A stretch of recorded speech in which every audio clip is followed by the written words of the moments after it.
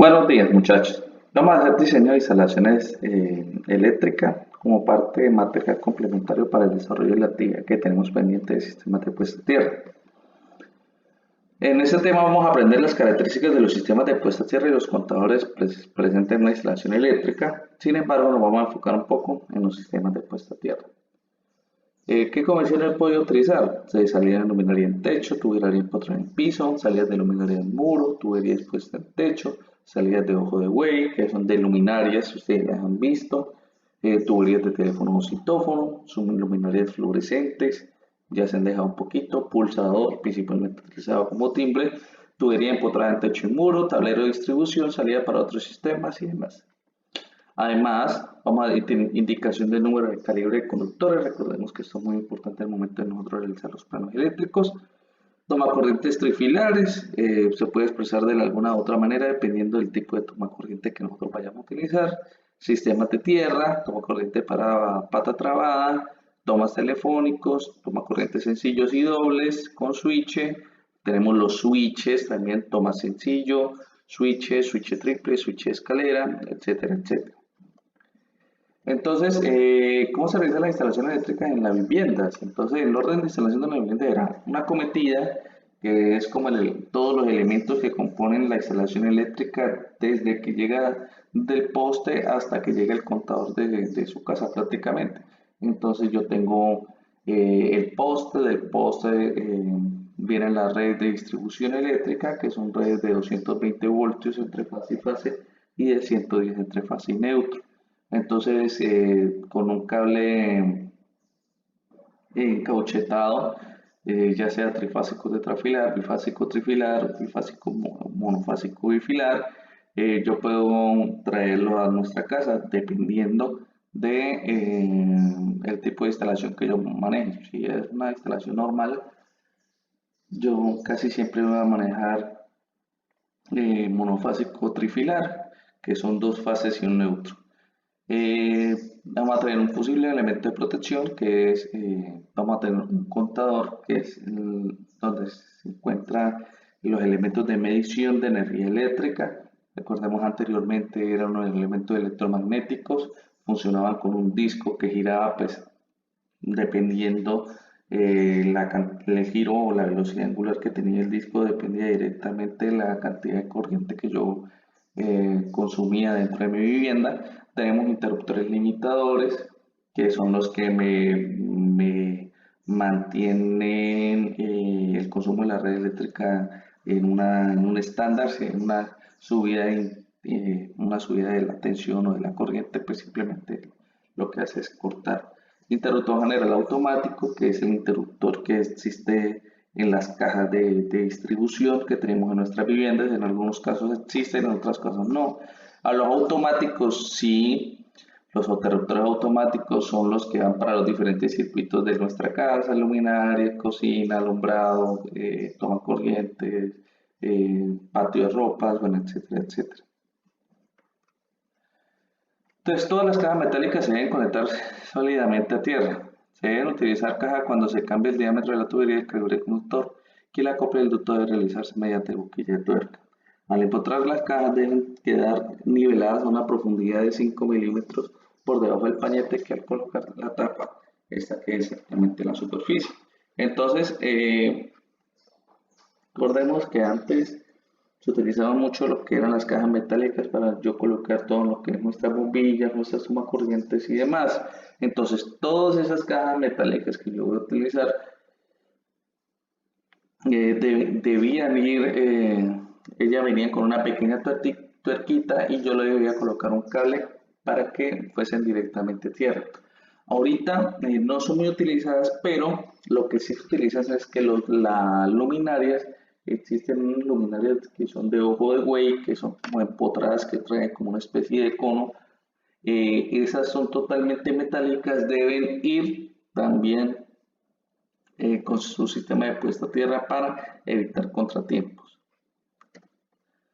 Tipos de cajas para contador: están las cajas de distribución, las cajas de palmas y las cajas de salidas. Entonces aquí tenemos una caja de derivación que no, yo tengo ahí.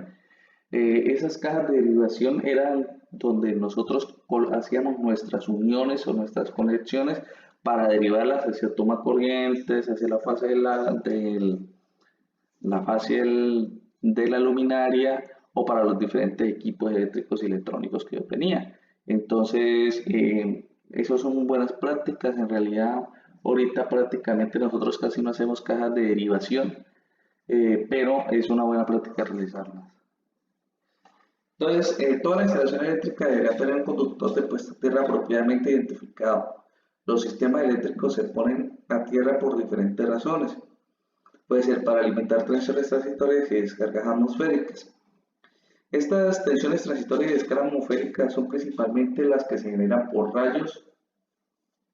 Entonces, recordemos que los rayos generan una cantidad grande de voltaje, de 50.000 voltios, 100.000, 150, 200, 500.000 voltios.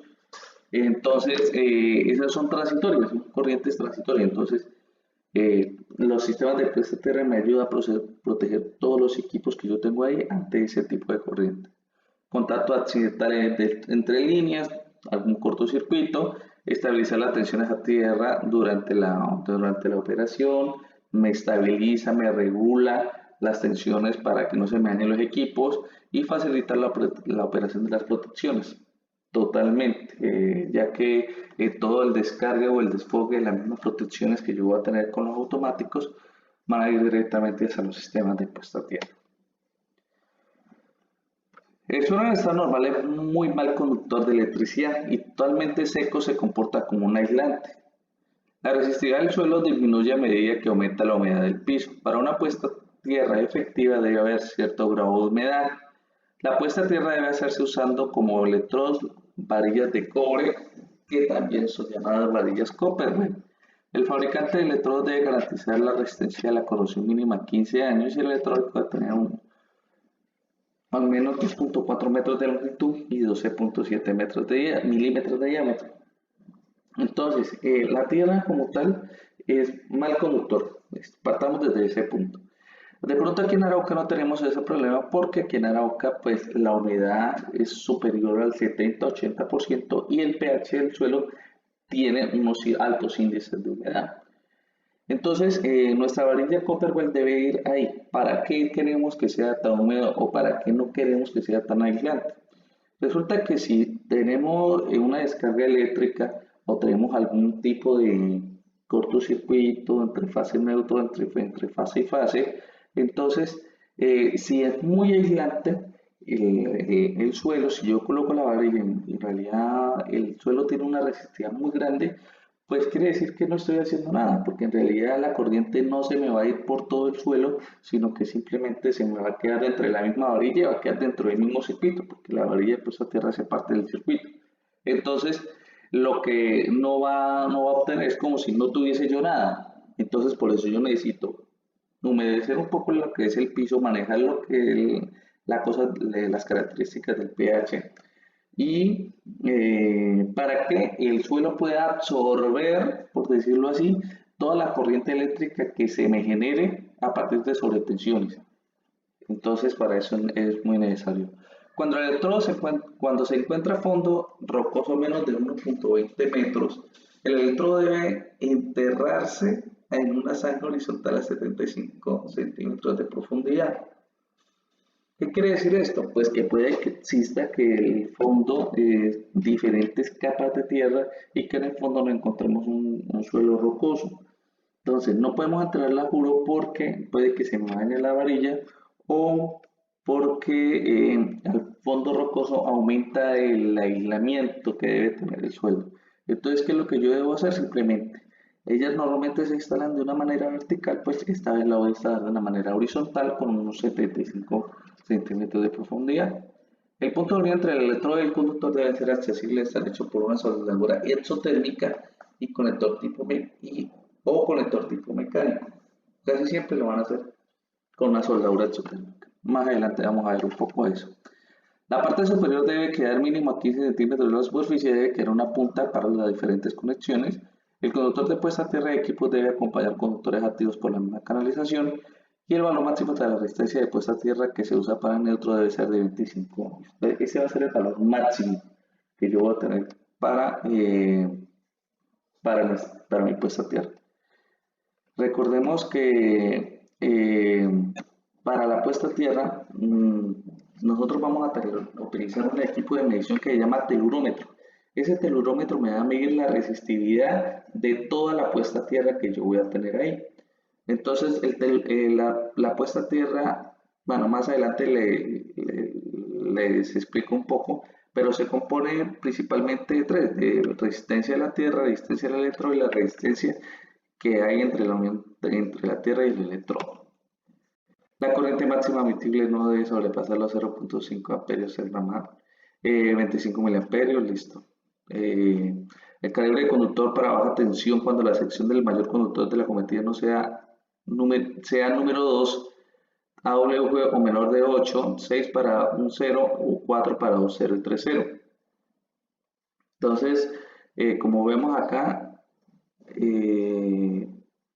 siempre es menor. El aislamiento de los conductores debe tener un color verde, verde con rayas amarillas o identificado con marcas verdes y los puntos de inspección en los extremos. Siempre los elementos conductores de puesta a tierra que existen en nuestra casa o que nosotros vayamos a instalar en una casa siempre deben ser verdes o verdes con amarillo, prácticamente. Y deberán poseer interruptores de falla de protección a las personas siguientes casos. Para todos los tomacorrientes monofásicos de 15, 20 amperios y 120 instalados en cuartos de baño, en garajes exteriores, los cuales hay acceso directo al piso, al menos un sótano, en zonas de ropa interior. En realidad, casi ahorita el RETIE me está dando, me dice que prácticamente todos los tomacorrientes que yo voy a tener en mi vivienda deben ser con sistemas de puesta a tierra. Por ende, casi todos los fabricantes o cuando usted vaya a comprar un tomacorriente, una ferretería y demás, siempre se lo van a vender con puesta a tierra, porque es lo que me está diciendo para ser certificado por el RETIE o por el CEDET, debe estar cumpliendo con la normatividad. Entonces aquí tenemos el electrodo, la superficie de la Tierra, la esfera de la influencia y conductor de interconexión. Entonces la resistividad está basada entre la resistividad del suelo, la resistividad del cobre y la resistividad de la unión entre esos dos. Eso es lo que me va a dar a mí. Entonces, la seguridad eléctrica al interior de un sistema normal, entonces lo que yo tengo es una fuente de suministro que va directamente hacia el elemento de distribución, donde yo voy a tener unos tomacorrientes, unos breakers o unos automáticos. Esos automáticos me van a alimentar los tomacorrientes y los tomacorrientes van a ir directamente hacia este elemento que es un computador. Cuando este elemento ocurre una falla, porque puede ocurrir una falla, o dentro de todo el circuito, entonces lo que hace es generar una corriente eléctrica a todo el equipo. Entonces, como el equipo está conectado directamente al elemento del sistema de puesta a tierra que yo tengo en color azul, entonces él va a ir de una vez para la varilla Copperwell y se va a disipar por todo el suelo. Nosotros somos un puente también para este corto eléctrico, para este cortocircuito. Entonces, pero nosotros tenemos una resistividad grande, aproximadamente entre 200 y 300 ohmios. Entonces, la energía eléctrica o la corriente eléctrica siempre se va por el camino donde haya menos oposición. Entonces, nosotros dijimos anteriormente que la resistividad de una varilla de puesta a tierra es aproximadamente 5 ohmios, entonces ella se va a venir principalmente para acá en su gran mayoría y nosotros vamos a estar pues seguros. Esta fue una imagen tomada de Cúcuta en el sistema en una torre de transporte de energía eléctrica de 220 kilovoltios. Utilizan este tipo de puesta a tierra en malla para aumentar el rango y el área de absorción de toda la energía eléctrica. Entonces, esta lo vamos a utilizar cuando nosotros tengamos un gran consumo de energía eléctrica en nuestro circuito y necesitamos tener un elemento de protección grande. Este es el tipo de soldadura exotérmica que yo voy a tener acá. Entonces, ¿cómo es? Pues simplemente es un molde que es todo la parte gris. En la parte superior vamos a ver como la soldadura como tal exotérmica, que es la que yo voy a tener acá. Y aquí vamos a tener es como una pólvora de comienzo. Entonces yo con una mecha lo que hago es encender como esta pólvora que yo tengo acá, genera un calor. Ese calor por medio de viento pues también aumenta la temperatura, me derrite esta soldadura exotérmica, ella cae directamente hacia esta parte del molde que yo voy a tener acá donde tengo mi varilla de puesta a tierra y los conductores que van a ir hacia los diferentes eh, circuitos de la casa. Entonces va a quedar el molde ya todo hecho acá y esa es como la soldadura. Simplemente después se retira el molde y yo voy a tener ya mi puesta a tierra ya realizada. La puesta a tierra no puede ir pues normalmente así sola dentro de un punto, sino debe ir como una especie de encerramiento. Eh, Anteriormente tocaba que hacerlo pues con un maestro, colocarle unos ladrillos y demás y colocar nuestro sistema de puesta a tierra. Ahora ya vienen, las cajas ya vienen pues hechas, depende de las medidas que ustedes pues requieran. Viene en la parte inferior un hueco también como se ve aquí en la parte superior, los costados, viene en la parte inferior un hueco también donde va incrustada la varilla y hacemos nuestra soldadura exotérmica, sacamos y aquí donde vamos a meter y sacar los electrodos que nos van a llevar, los electrodos no, los cables que nos vayan a llevar hacia nuestro caja de distribución o tablero de distribución. Las varillas de puesta a tierra, yo les decía, no necesariamente tienen que ir totalmente vertical como la que está en el medio, sino dependiendo de los sedimentos que se encuentran debajo del subsuelo, yo puedo colocarlas a 45, 30 grados, 60 grados, dependiendo del uso que yo voy a tener ahí. Entonces, y en esta última diapositiva vamos a ver pues que nuestro transformador va a tener un conductor de puesta a tierra aterrizado. Cada poste o postes en H que tienen transformadores deben tener sistemas de puesta a tierra. Tenemos los conductores de la cometida eléctrica que van directamente hacia nuestra casa. Tenemos un sistema de puesta a tierra que tiene un pequeño barraje y siempre en la parte inferior de nuestra caja de distribución va a estar nuestro barraje. Tenemos los equipos de desconexión y conexión que serían nuestros breakers automáticos y tenemos la barra de tierra.